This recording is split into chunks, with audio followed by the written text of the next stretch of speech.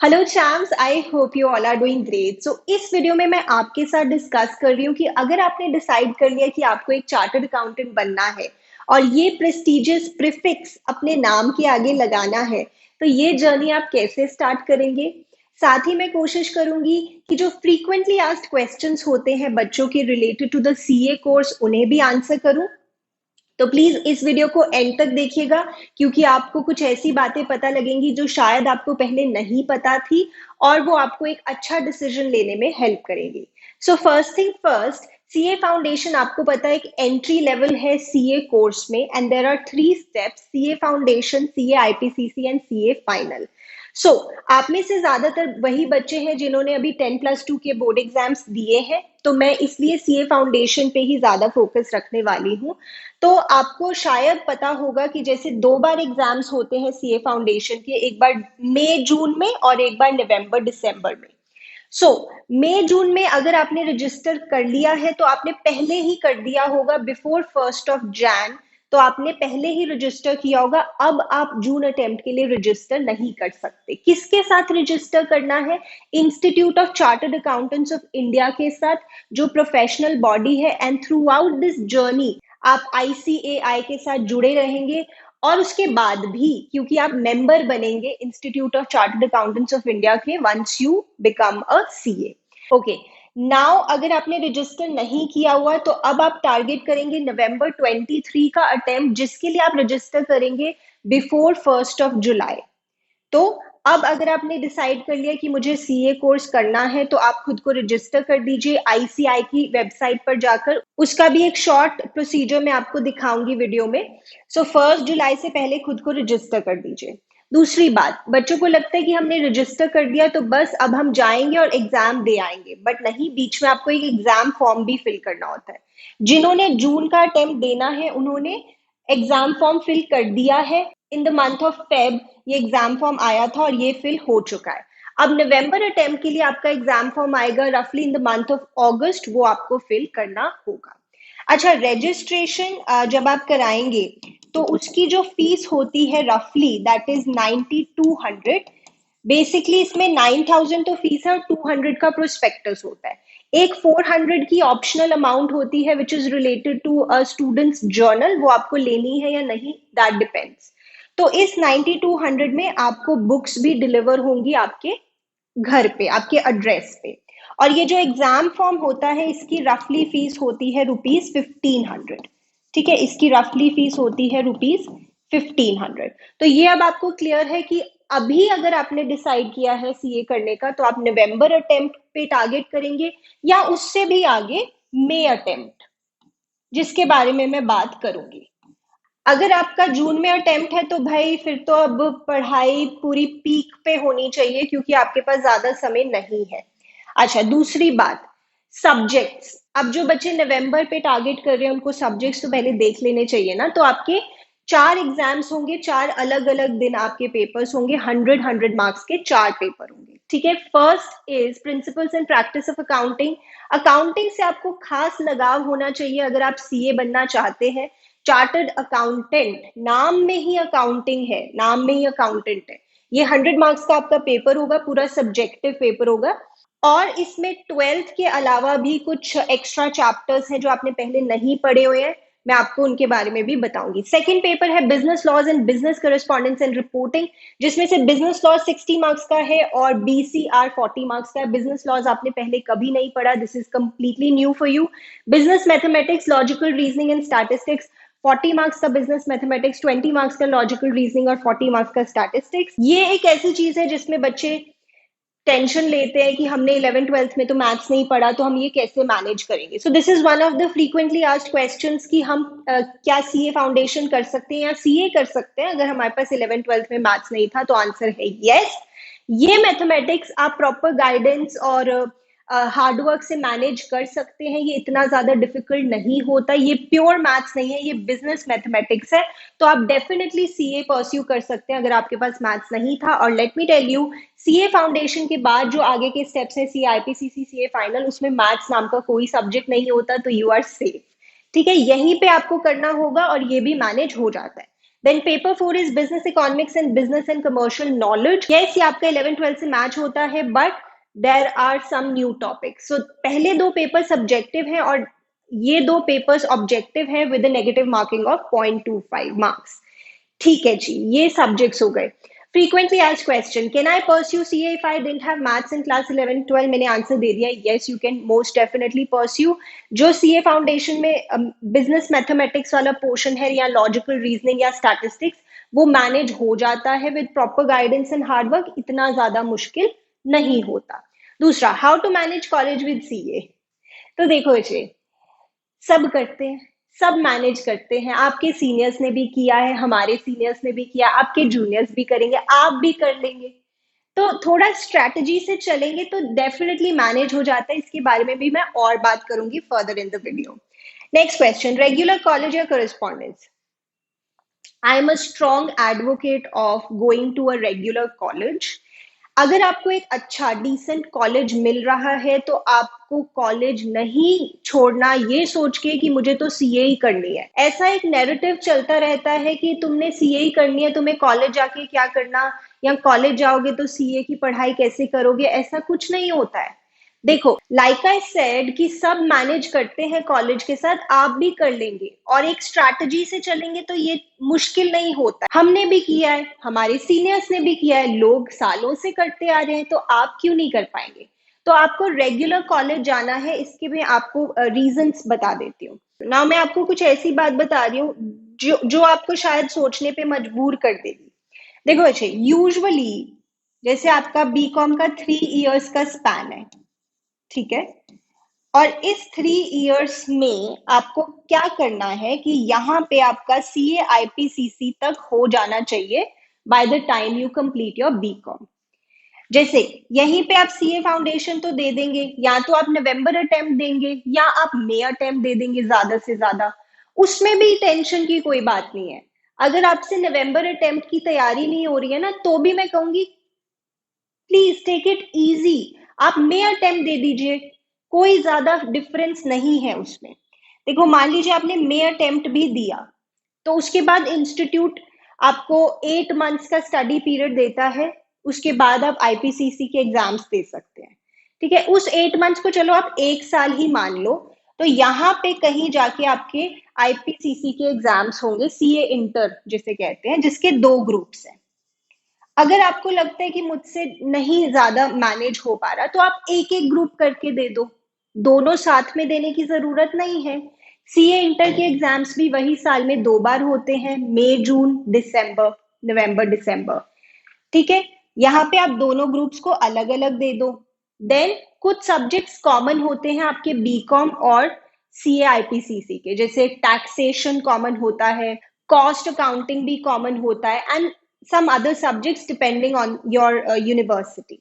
ठीक है, तो आप ये अलग अलग दे दो। मतलब कहने का ये है कि 3 सालों में आपको करना तो CA IPCC तक ही है ना, बिकॉज जो आपकी आर्टिकलशिप होगी 3 सालों की, वो आप फिर कॉलेज के बाद ही करेंगे, क्योंकि रेगुलर कॉलेज के साथ आप कॉलेज जा रहे हैं, फुल टाइम है, उसके साथ आप आर्टिकलशिप नहीं कर सकते। तो ये एक रीजन होता है, ये भी एक रीजन होता है कि लोग करस्पॉन्डेंस करने का सोचते हैं, क्योंकि वो कहते हैं कि आर्टिकलशिप तो हम कॉलेज के साथ कर नहीं पाएंगे, इसलिए हम करस्पॉन्डेंस बीकॉम कर लेते हैं, उसमें हमारी आर्टिकलशिप भी जल्दी शुरू हो जाएगी और हम CA फाइनल के एग्जाम्स भी जल्दी दे देंगे और हम जल्दी चार्टर्ड अकाउंटेंट बन जाएंगे। देखिए, let me tell you, yes ये पॉसिबल है कि आप जल्दी CA बन सकते हैं अगर आपने बीकॉम रेगुलर कॉलेज से नहीं की। रीजन मैंने आपको दे दिया, क्योंकि आर्टिकलशिप फिर आप इमिडिएटली IPCC के बाद शुरू कर देंगे। You do not have to wait कि मेरा कॉलेज खत्म होगा तब मेरी आर्टिकलशिप शुरू होगी, राइट। बट मुझे बताइए एक बात, 6 से 8 महीने जल्दी CA बनकर भी in the larger sense of things क्या ही हो जाएगा जिंदगी में। अगर आप 6-8 महीने पहले CA बन गए तो इसमें कोई बहुत अचीवमेंट वाली बात मुझे नहीं लगती, पर जो आपने सेक्रीफाइस किया है वो बहुत बड़ी चीज है, which is your college life, which is the exposure that you could have gained in college.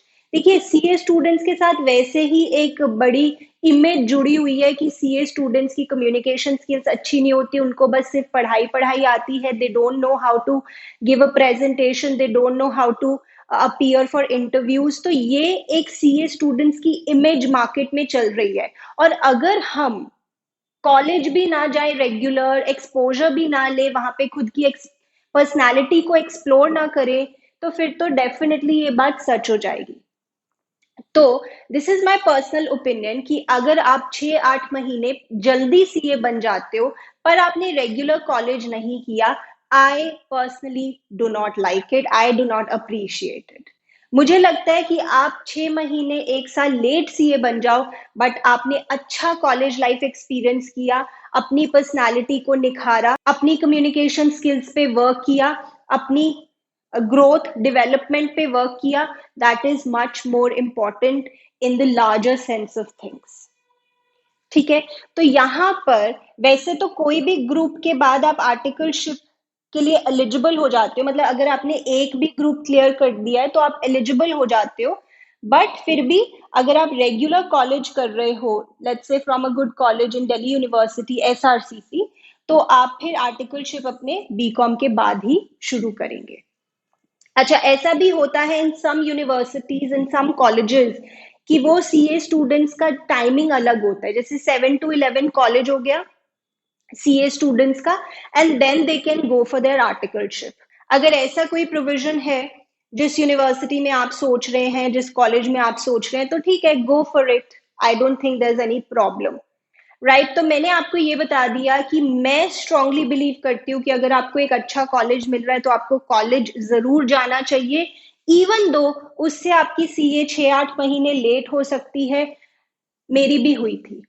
When I was in college, मेरे साथ के बच्चे थोड़ा जल्दी सीए बन गए थे क्योंकि उन्होंने रेगुलर कॉलेज नहीं किया, या वो उन्होंने कॉलेज किया ऐसी जगह से जहाँ पे वही मॉर्निंग क्लासेस होती थी सीए स्टूडेंट्स की, फिर उसके बाद वो जाते थे आर्टिकलशिप के लिए। बट मुझे नहीं लगता कि मैंने कुछ सेक्रीफाइस किया। I am very happy that I went to a good college full time and I experienced the college life, which is an integral part of life. And those were the best 3 years of my life. I can say that for sure. अच्छा, next question, क्या CA सच में tough है? देखो, इसका diplomatic answer भी हो सकता है, बट एक शब्द में कहना हो तो हाँ, सीए टफ है।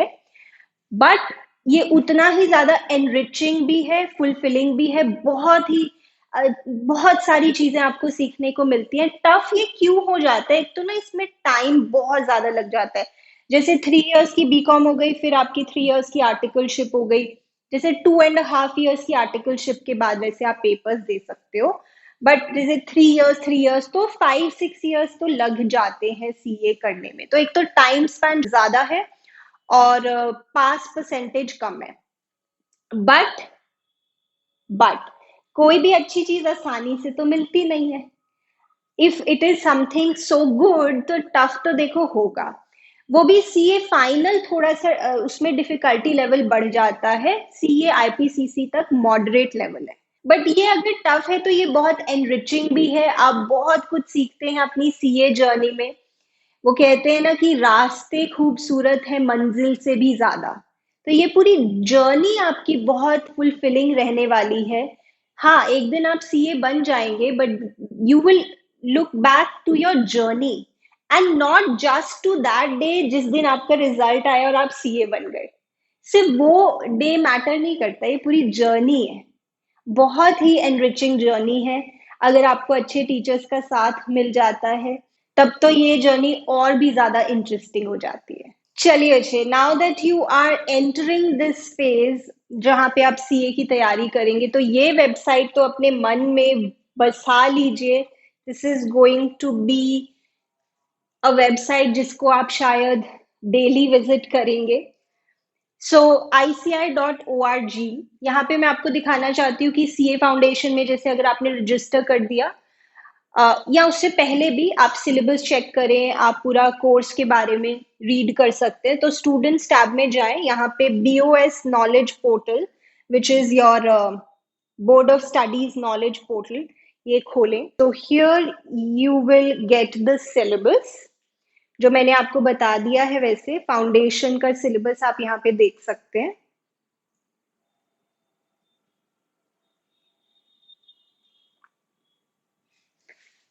सी, तो अगर मैं अकाउंट्स की बात करूं तो इसमें क्या क्या चीजें हैं जो आपने पहले नहीं पढ़ी हुई 11th 12th से हटके, जैसे inventories is a new chapter for you. उसके बाद sale of goods on approval और return basis, consignments, average due date, account current. Then यहाँ पे एनपीओ, क्योंकि अब आपने 12th में नहीं पढ़ा था, पहले बच्चे पढ़ते थे 12th में, ये आपके लिए नया हो गया।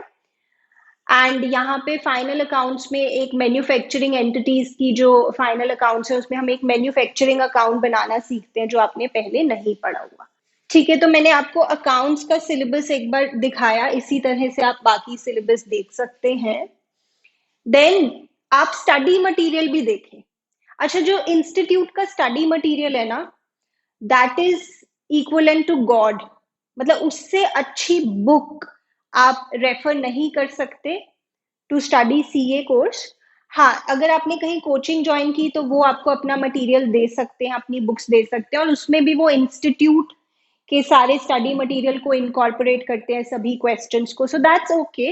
बट अगर आप सेल्फ स्टडी कर रहे हैं फिर तो मोस्ट डेफिनेटली आप स्टडी मटेरियल से ही पढ़ेंगे। तो यहाँ पे आप स्टडी मटेरियल को रेफर करें, आपके पास कोई रीजन नहीं है, कोई एक्सक्यूज नहीं है कि हम नहीं पढ़ सकते। इवन तो अभी आपके पास बुक्स आने में थोड़ा टाइम लग सकता है, but you go to the website, start looking at the syllabus, start looking at the types of questions, ऐसे ही मैं रैंडमली आपको दिखा रही हूँ, एंड स्टार्ट प्रैक्टिसिंग। आप देखो कि अच्छा 11th 12th से कितना अलग है, कितना आपको आता है, काफी चीजें तो आप अभी कर सकते हैं अटेम्प्ट। फिर एक बार मैं फिर से होम पेज पर आ गई हूँ, यहाँ पे सेल्फ सर्विस पोर्टल पे जाएंगे, अगर आपको रजिस्टर करना है first time user new student पे क्लिक करेंगे। सो हियर ये आपको फिल करना होगा। यहाँ पे आप अपना मोबाइल नंबर, ईमेल एड्रेस देंगे, आपके पास एक ओटीपी आएगा, फिर फर्दर स्टेप्स आपको दिखाई देंगे to register yourself for the CA foundation course. अच्छा, कुछ बच्चों को ये भी मिसकंसेप्शन होती है, जैसे अगर आप किसी को बोलो कि हम सीए कर रहे हैं तो वो कहते हैं अच्छा कहाँ, कौन से कॉलेज से कर रहे हो। सीए किसी कॉलेज से नहीं होती है, सीए की प्रोफेशनल बॉडी है institute of chartered accountants of India, जो ये सारे एग्जाम्स कंडक्ट कराते हैं, जो आपको फाइनल आपकी डिग्री देते हैं, सर्टिफिकेट ऑफ मेंबरशिप देते हैं, और अगर आप प्रैक्टिस करते हो तो सर्टिफिकेट ऑफ प्रैक्टिस देते हैं। तो ये कोई कॉलेज नहीं करवाता है सीए, या ये कोई कोचिंग इंस्टीट्यूट भी नहीं करवाता है, institute of chartered accountants of India, please. Okay, तो यहाँ पर आपको अपनी डिटेल्स बहुत ध्यान से देनी है। आई वुड रेकमेंड कि आप अपने मॉम डैड या भाई बहन को साथ में बिठाएं, क्योंकि फॉर्म फिल करने में कोई गड़बड़ नहीं होनी चाहिए। यहाँ पे आपको कोई चेंज भी अलाउड नहीं है आफ्टर फॉर्म सबमिशन। ठीक है, फिर लाइक आई सेड यहाँ पे ओटीपी आ जाएगा एंड फर्दर स्टेप्स आपको अपने आप ही पता लग जाएंगे। तो ये फॉर्म ऐसा है कि जैसे आपने कुछ पार्ट फिल किया, then you can save it and then maybe tomorrow आप फिर फॉर्म को कंप्लीट कर रहे हैं। मतलब ऐसा नहीं है कि आपको एक ही सिटिंग में पूरा फॉर्म कंप्लीट करना है, जरूरी नहीं है, आप पार्ट्स में भी फॉर्म को कंप्लीट कर सकते हैं। ठीक है, तो ये सेल्फ सर्विस पोर्टल पर जाकर आप देख सकते हैं। अच्छा, फिर मैं आपको बता दूं कि अगर आप सेल्फ स्टडी कर रहे हैं तो एक तो ये स्टडी मटेरियल जो मैंने आपको दिखाया था वो आपके लिए भगवान के समान है। बीओएस नॉलेज पोर्टल पर मिलेगा।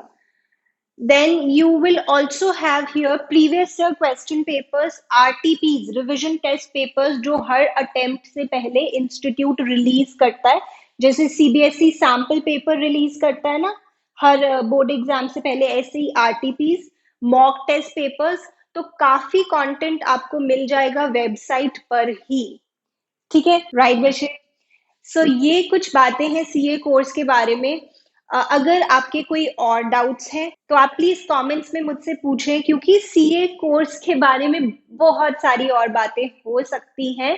आप मुझे कमेंट्स में पूछें, I will try to reply to your message and if needed I will make a video related to it. और एक और बात, अगर आप चाहते हैं कि सीए फाउंडेशन के अकाउंटिंग रिलेटेड वीडियोस मैं आपके लिए लेकर आऊं यूट्यूब पर, तो आप मुझे कमेंट सेक्शन में जरूर बताइए. I would love to bring in a lot of content for you related to CA Foundation. Right? So I wish you all the very best.